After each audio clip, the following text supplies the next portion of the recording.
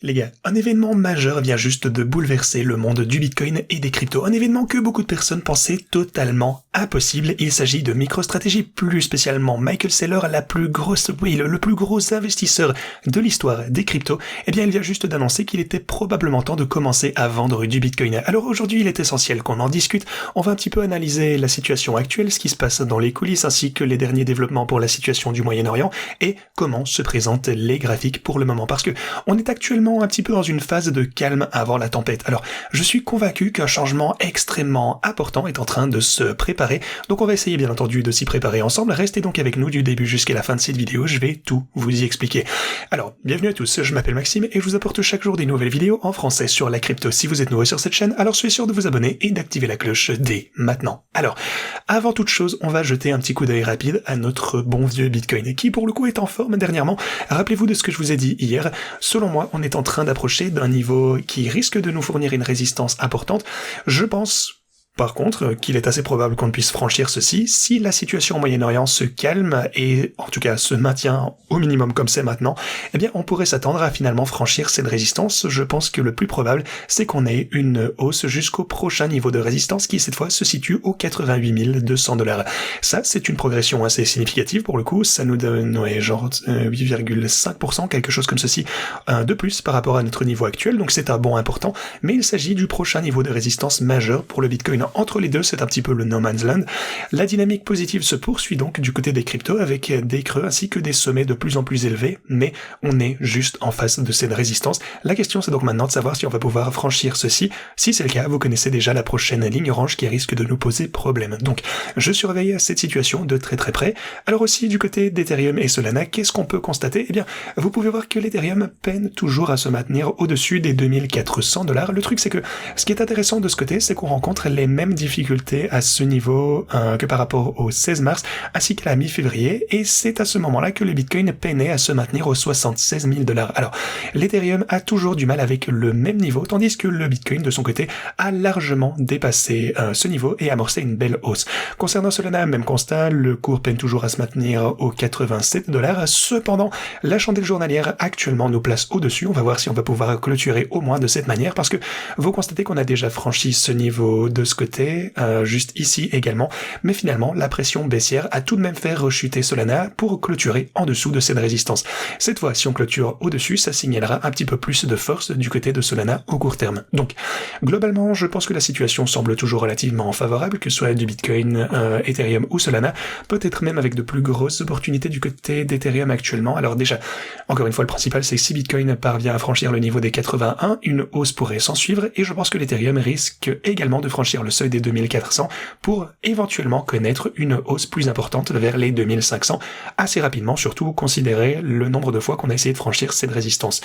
Sinon, du côté des marchés traditionnels, on a également de belles perspectives avec des all-time highs les uns après les autres. Au moment où j'enregistre cette vidéo, les marchés traditionnels explosent tandis que le pétrole est en train de chuter, et surtout, souvenez-vous du plus important sur les graphes, souvenez-vous de ce que je vous ai dit hier.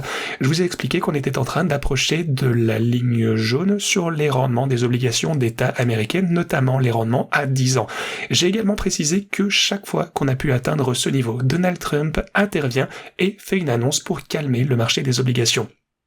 Encore une fois, c'est quelque chose qu'il veut absolument garder sous contrôle, et cette annonce faite hier est finalement arrivée. Ça concernait la levée de l'opération Freedom. Alors, pour rappel, l'opération Freedom ou projet Freedom, quoi qu'il en soit, consistait à escorter les navires américains hors du détroit d'Ormuz. C'est une opération qui s'est soldée par un échec cuisant. Vous avez pu le constater il y a pour les dernières semaines. L'Iran a attaqué de toute façon les navires et la situation a dégénéré une fois encore.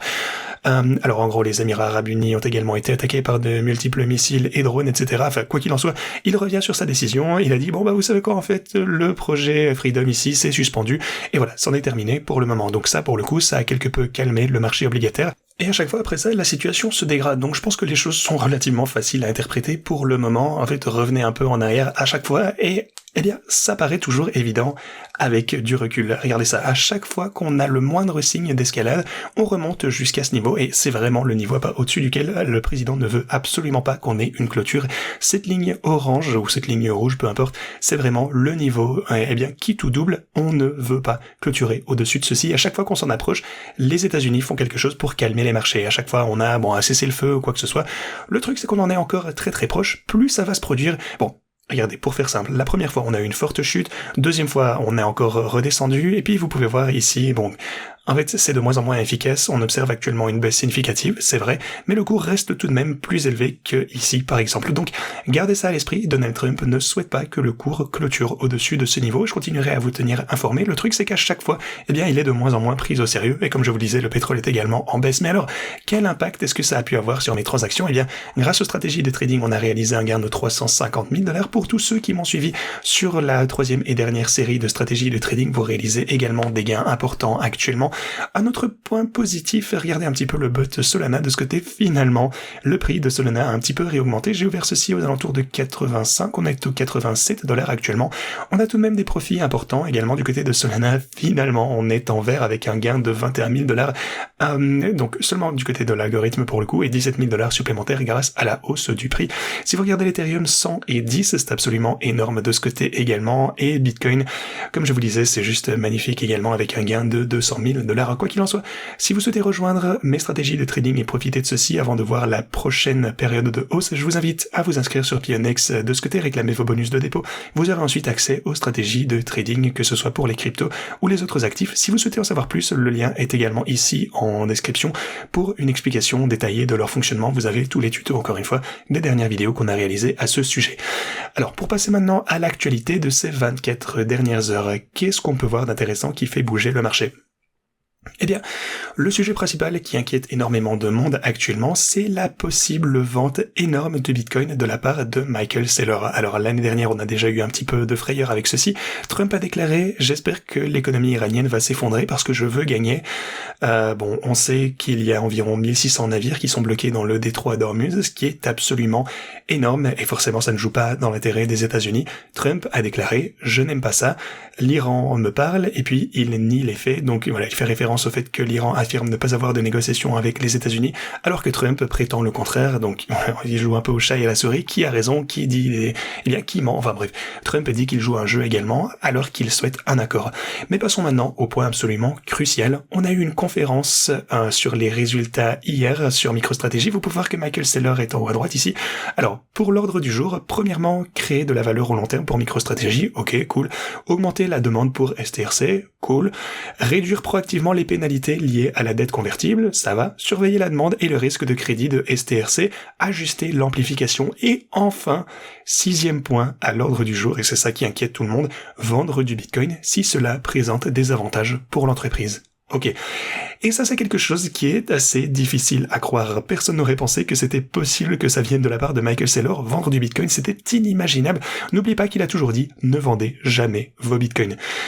Alors, est-ce qu'on a eu des éclaircissements à ce sujet, alors que lui, au dernier cycle, conseillait de vendre sa maison pour acheter davantage? Eh bien oui, Saylor a déclaré, on risque probablement de vendre du Bitcoin pour verser un dividende, histoire de rassurer le marché et de montrer qu'on peut le faire. Alors, il y a plusieurs manières d'interpréter ceci. En fait, c'est pas forcément négatif. On pourrait penser qu'il cherche juste à calmer le marché afin que, lorsqu'il vendra, le marché s'y attende déjà et que ça n'ait pas un impact majeur. C'est tellement une grosse surprise, peut-être qu'il souhaite préparer les gens lentement mais sûrement. Ça, c'est le premier point pour ne pas faire une grosse frayeur et qui risque de provoquer une cascade de liquidation. Mais d'un autre côté, une grosse majorité du marché, quoi qu'il en soit, s'attendait à ce que Michael Saylor ne vende jamais du Bitcoin. C'est ce qu'il a affirmé pendant des années. On se retrouve donc face à un conflit ici.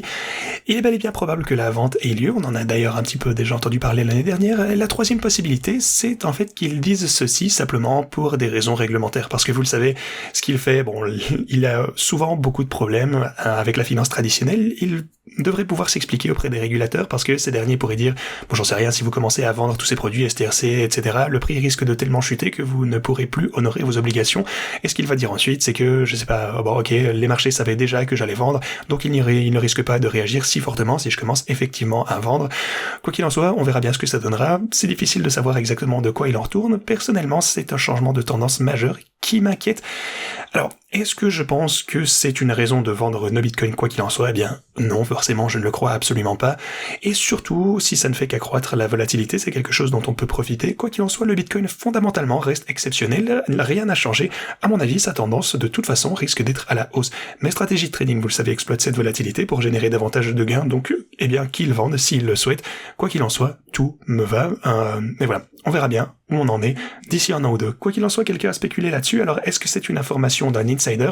Quelqu'un a misé une somme importante hier sur le fait que MicroStrategy allait bel et bien annoncer le début de ses ventes, eh bien, dans le court terme relativement immédiat. Alors, MicroStrategy vend du Bitcoin avant le 30 juin 2026, c'est ça le pari en question. Quelqu'un a misé $40,000 sur cette opération et sa mise a considérablement augmenté depuis lors. Alors, si ça se produit, eh bien cette personne risque de gagner... Non, attendez, pardon. Ils ont déjà gagné $36,000, bon, ce qui est déjà une somme relativement importante. Alors, encore une fois, si cette opération se réalise, à partir d'une mise initiale de seulement $3,000, ils vont gagner 120 000 à la place. Donc, à mon avis, bon, c'est un insider, quelqu'un qui était déjà au courant de ceci, mais bon, évidemment, ce genre de truc, c'est inévitable, juste garder ça en tête. Sinon, selon Arthur Hayes, la plupart des altcoins vont rechuter jusque zéro. C'est bon, encore une fois, enforcer une porte ouverte. Je pense que la plupart des personnes le savent déjà.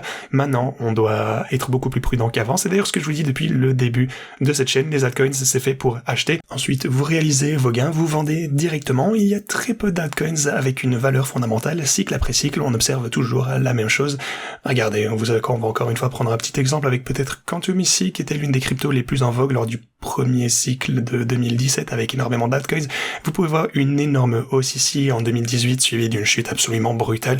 Ensuite, un nouveau pump en 2021, le cours a de nouveau grimpé de manière significative. Bon, sans commune mesure avec le cycle précédent, bien entendu, on est quand même passé d'environ $1 à... Oui, bon, qu'est-ce que ça nous donne? Peut-être environ $25, et on va dire 1 fois 20, ce qui est toujours énorme, bien entendu, c'est magnifique si vous avez pu rentrer assez tôt et vendre au bon moment, ce qui est souvent plus dur que ce qu'on pense. Lors d'une autre hausse ici, même lors du dernier cycle en 2024, on est passé de $2 à $5, peut-être une augmentation de 150%.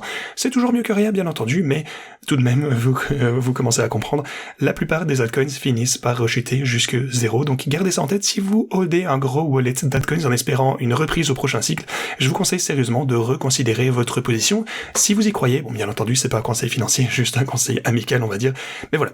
Quoi qu'il en soit, c'est ce que j'avais pour vous aujourd'hui. Merci beaucoup d'avoir regardé et je vous dis à la prochaine.